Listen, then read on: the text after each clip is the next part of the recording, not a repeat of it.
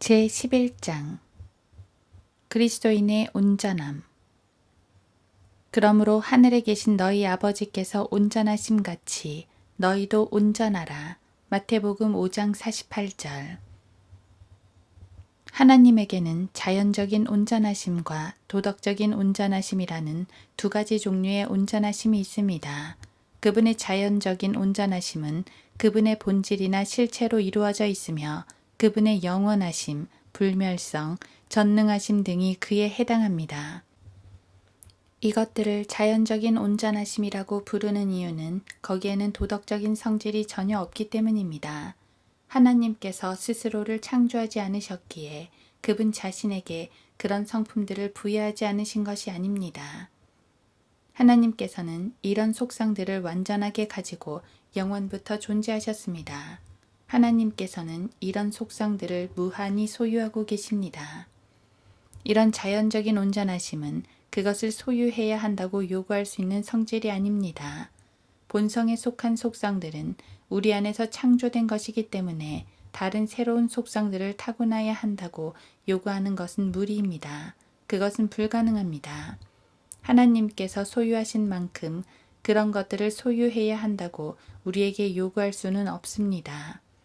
그리스도인의 온전함은 유혹에서 자유로움을 뜻하지 않습니다. 야고보는 이렇게 말합니다. 누구든지 자신의 욕심에 끌려 유혹을 받을 때 시험을 당하는 것이니. 야고보서 1장 14절. 유혹을 받는 것은 죄가 아닙니다. 유혹에 넘어가는 것이 죄입니다. 인간은 사탄, 정욕 혹은 세상에 의해 시험을 당하면서도 죄를 짓지 않을 수 있습니다. 죄는 모두 자원에서 욕망에 동조하는 데 있습니다. 인간에게 요구할 수 있는 온전함은 하나님께서 소유하신 무한한 도덕적인 온전하심이 아닙니다. 즉, 유한한 피조물인 인간은 무한한 사랑을 할 수 없습니다. 하나님께서는 그분 자신이 무한한 존재이시기에 무한히 온전해야만 합니다. 그러나 무한한 온전함을 우리에게 요구할 수는 없습니다. 사랑에서 우러나온 순종. 그리스도인의 온전함이란 하나님의 법에 대한 온전한 순종을 말합니다. 하나님의 법이 요구하는 바는 온전하고 무사공평하며 편애가 없는 자애, 즉 하나님과 이웃에 대한 사랑입니다. 하나님의 법이 요구하는 바에 따르려면 우리들은 하나님께서 행하시는 것과 동일한 감정의 자극을 받아서 하나님께서 행하시는 것과 동일한 원칙으로 행해야 합니다. 하나님께서 하시는 것처럼 자아를 버리고 하나님처럼 이기심에서 성별되어야 합니다. 우리 스스로 판단해도 하나님만큼은 되어야 합니다. 기독교가 우리에게 요구하는 바는 하나님의 법이 규정하는 그 이상도 그 이하도 행해서는 안 된다는 것입니다. 도덕적으로 하나님만큼 온전하게 될 것을 요구합니다. 모든 것이 여기에 포함됩니다. 즉, 하나님께서 느끼시는 것처럼 느끼고 하나님께서 사랑하시는 것을 사랑하고 하나님께서 증오하시는 것을 증오하는 것입니다. 그분이 사랑하고 증오하는 것과 동일한 이유에서 그렇게 하는 것입니다. 하나님께서는 자애라는 사랑으로 스스로를 사랑하십니다. 즉, 그분의 이익과 행복을 지고의 선으로 여기십니다. 왜냐하면 그것이 지고의 선이기 때문입니다. 하나님께서는 그와 동일한 방법으로 우리가 하나님을 사랑하기를 바라십니다. 하나님께서는 그분 자신이 무한히 가치 있고 뛰어나신 분임을 알기 때문에 무한한 자기 만족으로 스스로를 사랑하십니다. 또한 우리에게도 그와 동일한 것을 요구하십니다. 하나님께서는 또한 그분의 이웃을 그 가치의 정도에 맞게 그분 자신과 같이 사랑하십니다. 지극히 높은 천사에서부터 가장 미천한 벌레에 이르기까지 하나님께서는 온전한 사랑으로 그들의 행복에 유념하십니다. 하나님께서는 이런 규칙에서 떠나실 수 없습니다. 마치 우리가 죄를 범하지 않고서는 살 수 없는 것과 마찬가지입니다. 하나님께서 그 규칙을 저버리시는 것은 우리가 죄를 짓는 것보다 훨씬 더 나쁠 것입니다. 왜냐하면 그분은 우리보다 더 위대하시기 때문입니다. 하나님의 본질 자체가 그분을 여기에 묶는 것입니다. 하나님께서는 그분의 형상대로 우리를 도덕적인 존재로 창조하셨으며 그분 자신과 같은 동일한 규칙에 순응할 수 있도록 창조하셨습니다. 이런 규칙 때문에 우리는 하나님께서 행하시는 것과 동일한 성품을 가질 것을 요구받습니다. 즉, 온전한 사랑으로 편애하지 않고 사랑하는 것과 하나님께서 하시는 것처럼 다른 이들의 유익을 구하는 것입니다. 이것이 그리스도인의 온전함입니다. 하늘에 계신 너희 아버지께서 온전하심 같이 너희도 온전하라는 본문의 명령은 복음 아래서 주어졌습니다. 여기서 그리스도께서는 율법이 요구하는 것과 동일한 것을 요구하십니다. 복음은 구원의 조건으로 온전함을 요구하지는 않습니다. 율법 하에서 져야 할 책임의 일부가 면제되는 것도 아닙니다. 복음은 율법 하에 있던 사람들에게 요구되는 것과 동일한 거룩함을 복음 아래 있는 사람들에게 요구합니다. 하나님께서는 온전해야 할 책임을 우리에게 면제시키지 않으십니다.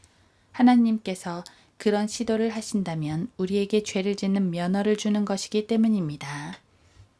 우리는 도덕적인 존재입니다.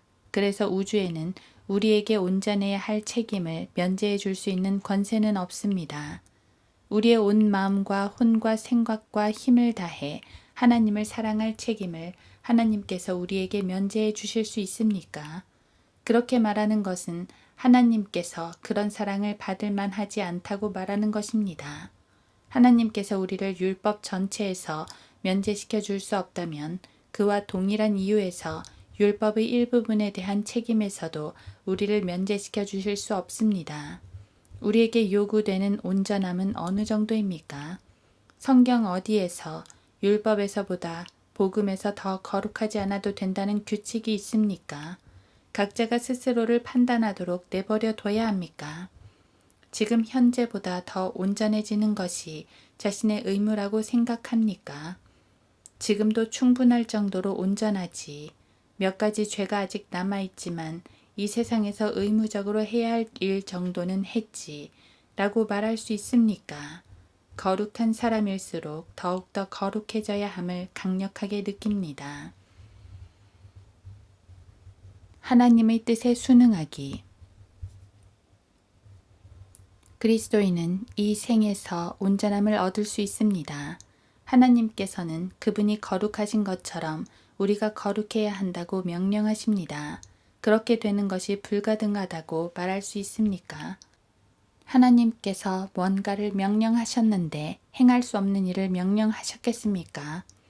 하나님께서 회개하라고 명령하시기 때문에 죄인들에게 회개할 것을 설교한다고 말한 사람이 있었습니다. 그러나 하나님께서 그 일이 가능하다고 말씀하신 곳이 없다고 해서 죄인들에게 회개하라는 설교를 못하는 것은 아닙니다. 하나님께서 사람들에게 뭔가를 요구하실 때는 사람들이 그 일을 할 수 있는 능력이 있기 때문임을 항상 명심해야 합니다. 그렇지 않다면 하나님께서 우리에게 불가능한 일을 요구하시는 것이며 죄인들이 할 수도 없는 일을 하지 않았다는 이유로 그들을 지옥에 보내는 셈이 됩니다.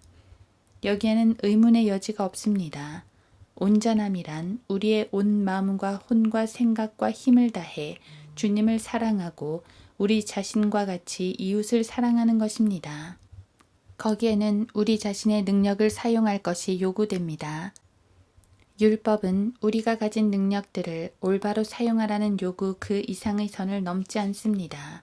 온전해질 수 있는 타고난 능력이 있다면 그와 같이 도덕적인 무능력도 있다는데 반대 입장을 표명하는 사람도 있습니다.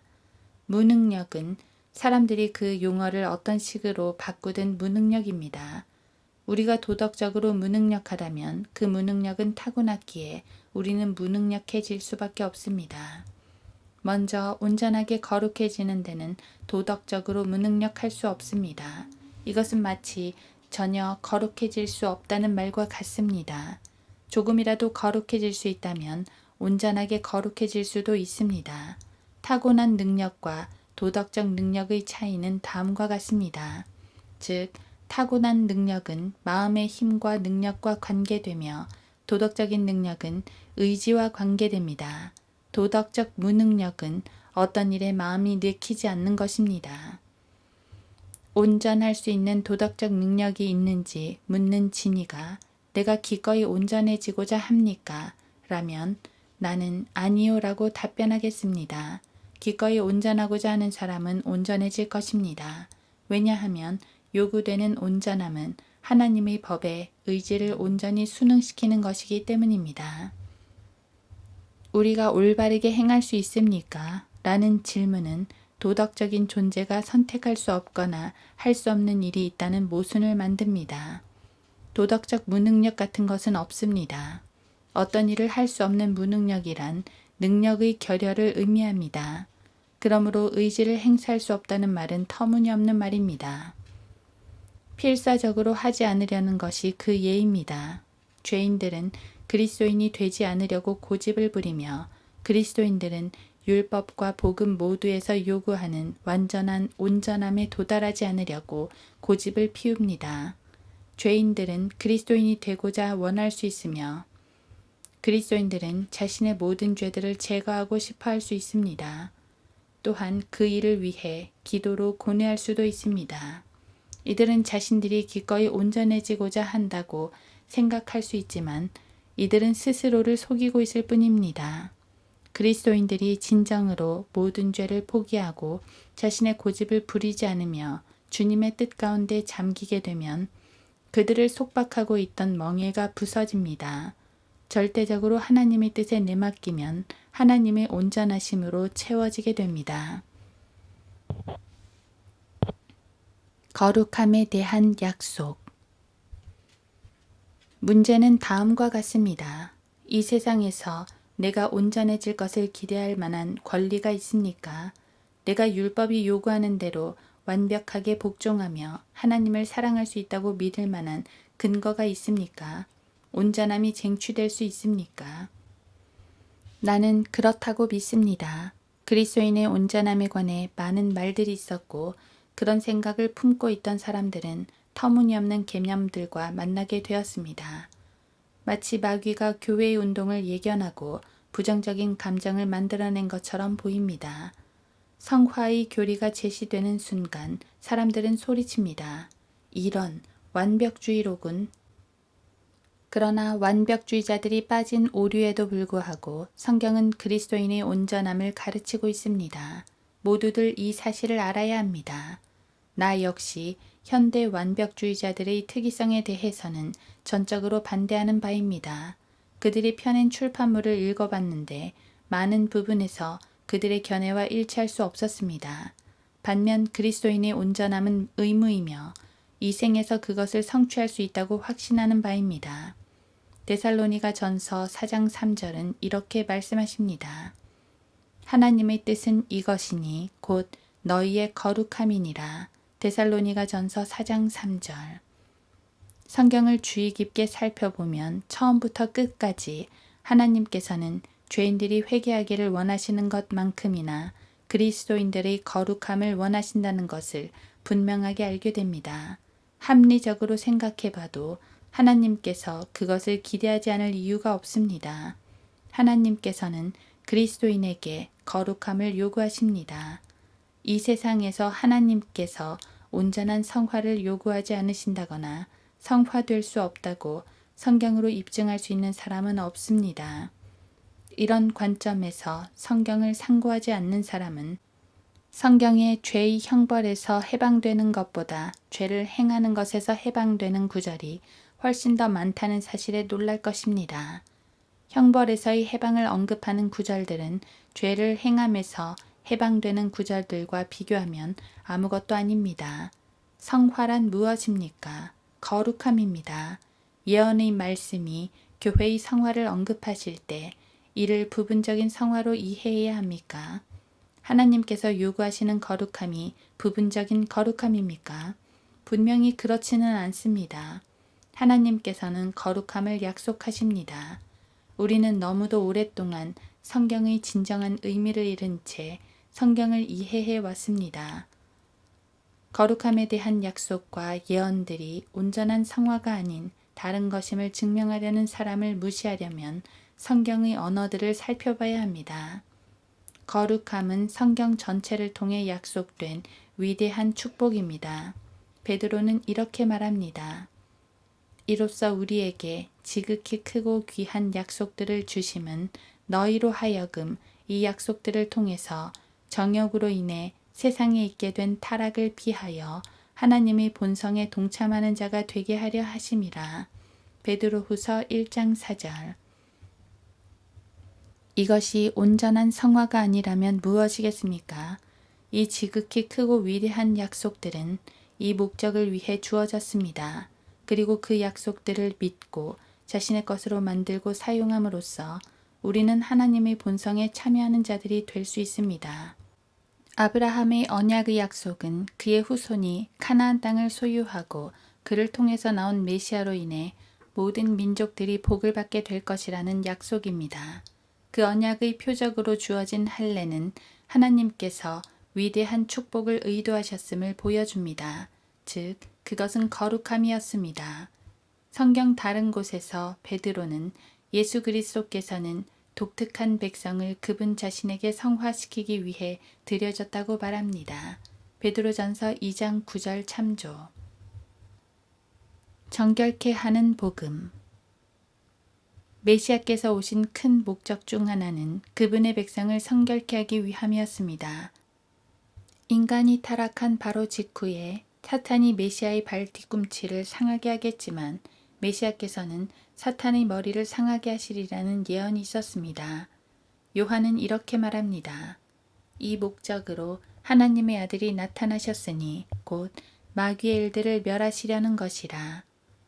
예수께서는 사탄을 그분의 발 아래 꿇게 하셨습니다. 그분이 오신 목적은 우리가 다시 하나님께 충성을 다하고 우리가 성결케 되고 우리의 마음이 정화되는 것입니다. 스가랴 13장 1절에서 말씀하신 것과 같습니다. 그날의 다윗의 집과 예루살렘의 거민들에게 죄와 불결을 씻는 샘이 열리리라. 스가랴 13장 1절. 신약에서 구세주는 예수로 불리는데 그 이유는 그가 자기 백성을 그들의 죄들에서 구원할 것이기 때문입니다. 마태복음 1장 21절. 또한 그분은 우리의 죄들을 없애시고 마귀의 일들을 멸하시려고 나타나셨습니다. 요한일서 3장 5, 8절. 바울은 하나님의 은혜, 즉 복음에 관해 말하며 불경건을 버리라고 가르칩니다. 그 복된 소망, 곧 위대한 하나님이신 우리 구주 예수 그리스도의 영광스러운 나타나심을 기다리게 하셨으니 그가 우리를 위하여 자신을 주신 것은 우리를 모든 죄악에서 구속하시고 자신을 위해 정결케 하사 선한 일에 열심을 내는 독특한 백성이 되게 하려 하심이라. 디도서 2장 13, 14절. 에베소서에서는 이렇게 말씀하십니다. 그리스도께서 교회를 사랑하셔서 교회를 위하여 자신을 주신 것 같이 하라. 이는 그가 교회를 말씀에 의한 물로 씻어 거룩하게 하시고 깨끗게 하사 자기 앞에 영광스러운 교회로 나타내서 점이나 주름진 것이나 또는 그러한 것들이 없이 거룩하고 흠없게 하려 하심이니라. 에베소서 5장 25에서 27절. 그리스도께서는 교회를 성결하게 하셔서 거룩하고 흠없게 하시기 위해 오셨습니다. 그리하여 온 이스라엘이 구원을 받으리라. 기록된 바와 같이 구원자가 시온에서 와서 야곱에게서 경건치 아니한 것을 제거하리라. 이는 내가 그들의 죄들을 없앨 때 그들에 대한 나의 언약이 이것임이니라. 로마서 11장 26에서 27절. 요한일서 1장 9절에서는 이렇게 말씀하십니다. 우리가 우리 죄들을 자백하면 그는 신실하시고 의로우셔서 우리 죄들을 용서하시며 모든 불의에서 우리를 깨끗하게 하시느니라. 요한일서 1장 9절.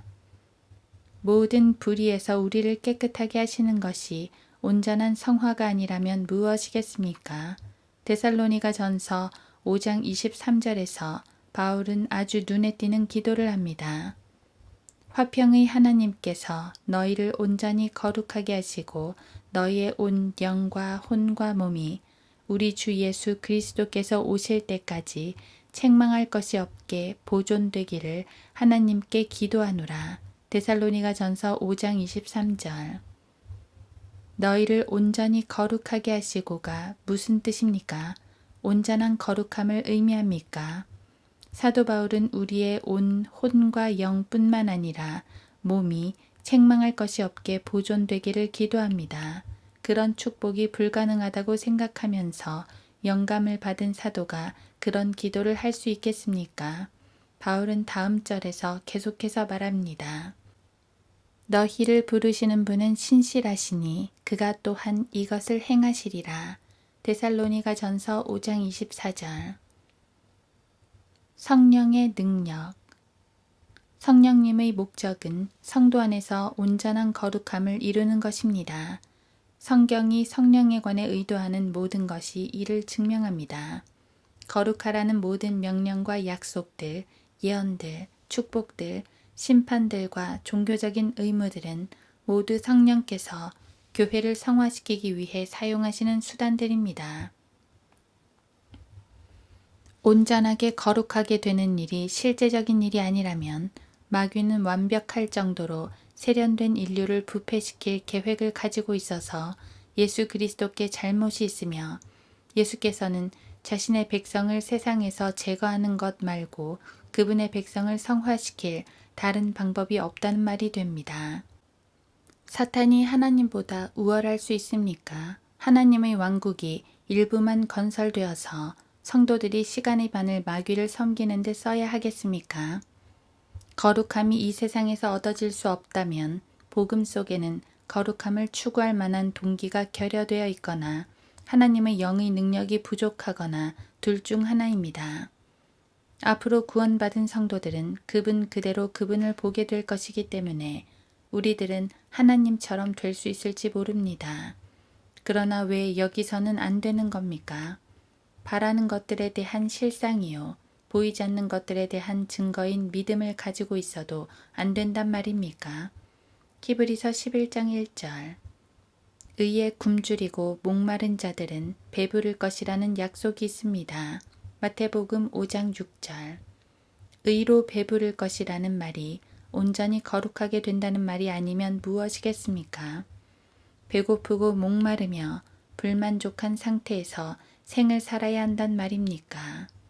엄청난 힘으로 습관이 깊숙이 침투한 상태에서도 죄인이 회개할 수 있는데 그 힘이 완전히 분쇄되어 회심한 사람이 온전하게 성화될 수 없다는 말입니까? 이기심이 마음을 통제하고 죄의 습관들이 완전히 깨지지 않았을 때 가장 큰 차이가 있습니다. 이런 장애는 대단한 것으로 성령님 외에는 그 어떤 힘으로도 이를 극복할 수 없습니다. 그런 장애가 있는 상황에서는 하나님 자신도 여러 경우에 있어서 그분의 지혜와 조화롭게 혼의 회심에 필요한 수단들을 사용하실 수 없습니다. 대신 이기심이 가진 힘과 고집 센 습관을 파괴시키고 그 사람을 실제로 회심시킨 후에 하나님께서는 완전한 성화에 필요한 충분한 수원을 가지게 됩니다. 사람들은 도덕적 방법으로는 극복할 수 없는 욕망과 육체의 영향력에 붙들려 있음을 스스로 느낍니다. 바울은 로마서 7장에서 몸과 큰 투쟁을 벌이고 있는 한 사람을 기술하고 있습니다. 다음 장에서 바울은 육신을 극복하고 승리를 거둔 사람에 관해 말합니다. 만일 그리스도께서 너희 안에 계시면 몸은 죄로 인하여 죽은 것이나 성령은 의로 인한 생명이니라. 예수를 죽은 자들로부터 살리신 분의 영이 너희 안에 거하시면 그리스도를 죽은 자들로부터 살리신 분이 너희 안에 거하신 그분의 영으로 인하여 너희의 죽을 몸도 살리시리라.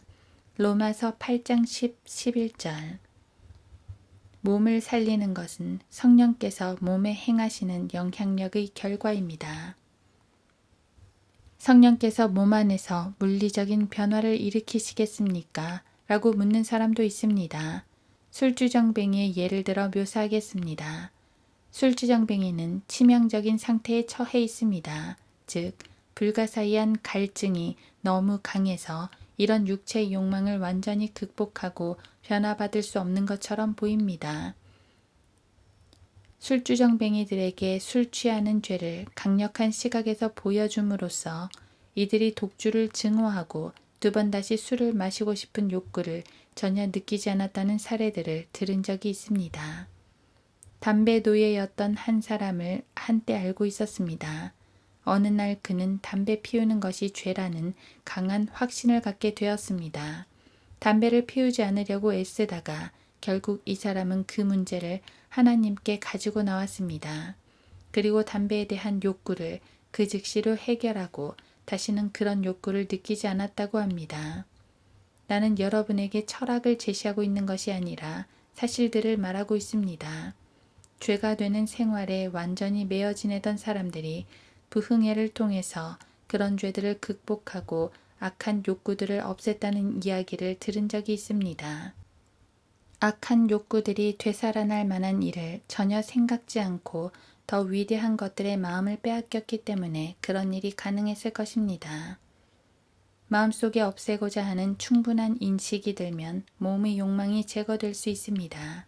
마음을 사로잡는 한 가지 화제에 마음과 혼을 온통 빼앗겨서 몸의 욕망들이 얼마 동안 완전히 정지된 경험이 없습니까? 이런 마음 상태가 지속된다고 가정해 봅시다. 온전한 거룩함을 방해하는 이런 육신의 문제들이 모두 극복되지 않겠습니까? 율법은 아무것도 온전케 못하였으나 더 좋은 소망의 도래는 온전케 하였으니 히브리서 7장 19절. 누가 기준을 세우는가? 바울은 내가 이미 이르렀다 함도 아니요 이미 온전해졌다 함도 아니라 빌립보서 3장 12절 라고 말합니다. 죽을 때까지 그렇게 하겠다거나 온전한 성화를 결코 이루지 못할 것이라는 말이 아닙니다. 그 구절의 나머지 부분의 말투를 보면 바울은 온전히 거룩하게 되기를 기대하고 있습니다. 다만 그리스도 예수에 의하여 붙잡힌 그것을 나도 붙잡으려고 쫓아갈 뿐이라. 빌립보서 3장 12절. 요한은 자신이 하나님을 완벽하게 사랑하는 듯 자신에 대해 말합니다. 사도 요한이 온전하지 않다 해도 다른 사람들까지 온전해질 수 없다는 뜻은 아닙니다. 거룩함이 그들의 의무임을 분명하게 선포하고 있으며 이 생에서 거룩함을 얻을 수 있기에 그것을 목표로 하고 있습니다.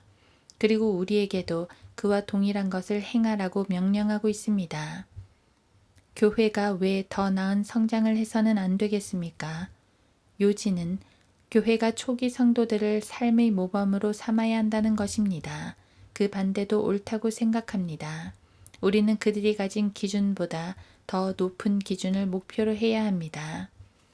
저는 많은 성도들이 온전한 거룩함을 이루었다고 믿습니다. 에녹과 엘리야는 이 세상에서 떠나기 전에 죄에서 자유롭게 되었을 것입니다. 다른 시대에 살았던 수많은 그리스도인들은 정직히 행했으며 그들을 거스를 만한 것이 아무것도 없었습니다. 죄에서 자유롭다고 말하는 사람은 교만하다고 말하는 사람도 있습니다. 그러나 정말로 죄에서 자유롭다면 교만하지 않으면서 그런 말을 해서는 안 된단 말입니까? 교만하지 않아도 회심했다고 말할 수 있는 것처럼 말입니다. 성도들이 하늘나라에서 하나님의 은혜를 찬양하며 그런 말을 하지 않겠습니까? 그렇다면 그와 동일한 동기에서 지금 그 말을 해서는 안 될 이유가 있습니까? 나는 지금 온전한 성화를 이루었다고 말하는 것이 아닙니다. 만약 내가 온전한 성화를 이루었다면, 즉 하나님께서 세상과 육신과 마귀를 이기고 나를 죄에서 자유롭게 하셨다고 느낀다면 그것을 비밀로 한 채 하나님의 은혜로만 가능한 일들을 나의 형제들에게 알리지 않고 그들을 어둠 속에서 더듬게 해야 할 이유가 무엇입니까? 결코 그럴 수 없습니다. 그 사실을 알려서 나의 형제들이 그리스도만을 붙든다면 온전한 해방을 기대해도 된다는 것을 알게 해줄 것입니다. 그리스도께서는 그분의 백성을 죄에서 구원하시기 위해 오셨습니다. 이 세상에는 완벽하게 거룩한 사람은 없다는 이유로 그리스도인의 온전함에 대해 반대하는 주장을 종종 듣게 됩니다. 어떤 사람이 완벽하게 성화되고 하나님을 완벽하게 사랑한다면 그 사람은 몸에 남아서 먹고 자면서 생의 의무들을 수행할 수 없는 그런 환희의 상태에 있을 것이라고 생각합니다. 그러나 주 예수 그리스도께서는 인간이셨으며 다른 사람들이 갖는 이런 모든 시험을 받으셨습니다. 그런데도 예수님은 그분의 온 마음과 혼과 힘을 다해 하나님을 사랑했습니다. 그렇다면 예수님께서 먹을 수도 잘 수도 몫으로서 자신의 일을 할 수도 없는 그런 환희의 상태에 계셨습니까? 하나님의 은혜를 받아들이기.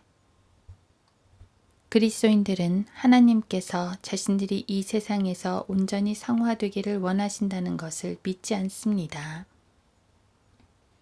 다만 그분이 온전하신 것처럼 그리스도인들도 온전하라고 명령하셨던 것만을 알고 있습니다. 그러면서 사실은 하나님께서 우리가 온전하게 되는 것을 마음 내켜 하지 않으신다고 생각합니다. 그들은 하나님께서는 왜 우리를 더 완벽하게 만드시지 않으셨습니까? 라고 말합니다. 죄인들도 그와 같이 주장합니다. 하나님께서는 내가 회개하기를 바란다고 생각지 않아. 하나님께서 그걸 원하신다면 나를 회개하도록 만드시겠지. 라고 말합니다. 하나님께서는 이들을 회개에 이르게 하시기보다는 오히려 다른 사람들에게 영향을 주기 위해 회개하지 않은 채 저주받은 상태로 계속 내버려 두시고자 할 수도 있습니다. 하나님께서 그분의 나라에 속한 모든 힘을 한 개인에게 집중시킨다면 그 사람을 구원할 수 있을지도 모릅니다. 그러나 그렇게 되면 동시에 너무도 큰 혼란이 그분의 나라에 야기되어서 그 사람이 지옥에 가는 것보다 더 큰 재앙이 따를 것입니다. 그와 동일한 방법으로 하나님께서는 그리스도인들에게 성화되는 수단을 제공하시며 그들에게 온전해질 것을 요구하십니다. 하나님께서는 자신이 명령하신 것을 그리스도인들이 정확히 행하기를 바라십니다. 거룩함에 목말라 하고 그것에 배고파하는 것은 거룩함이 아닙니다. 어떤 것을 갈망하는 것은 갈망받는 그 대상이 아닙니다. 거룩함에 목말라 하고 배고파하는 사람들이라면 완전히 거룩하게 되리라는 약속을 하나님께서 이루어 주실 때까지 하나님을 귀찮게 해야 합니다.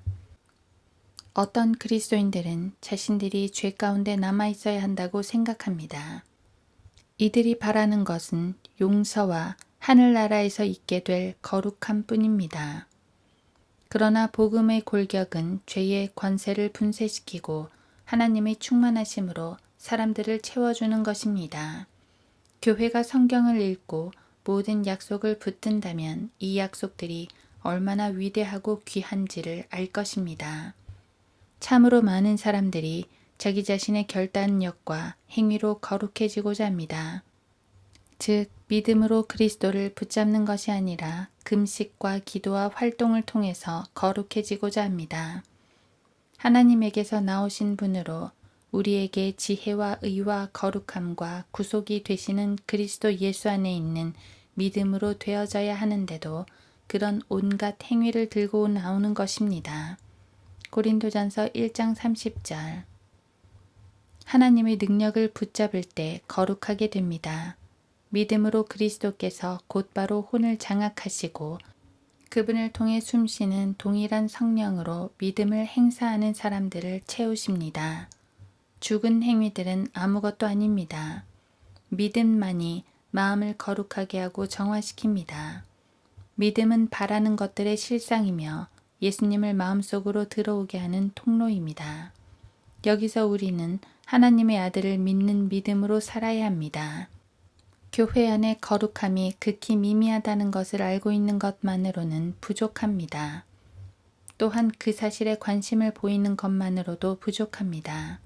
자신의 힘의 발원지가 어디 있으며 하나님께서 구하는 자들에게 성령을 주시기를 얼마나 열망하시는지 알아보기 위해 성경적 관점을 취하는 대신 너무나도 많은 그리스도인들이 불신 가운데 앉아서 하나님의 때를 기다리는 죄를 범하고 있습니다. 그러면서 그런 태도를 하나님을 의지하는 것이라고 부릅니다. 성령께서는 깨닫게 하시고 인도하시고 성결케 하시며 사랑을 일깨워 줄 능력을 가지고 계시며 하나님의 온전한 풍요하심으로 채워주십니다. 자신의 혼을 그분의 통제에 맡기고 하나님의 발을 붙드십시오. 그분의 은혜가 족합니다.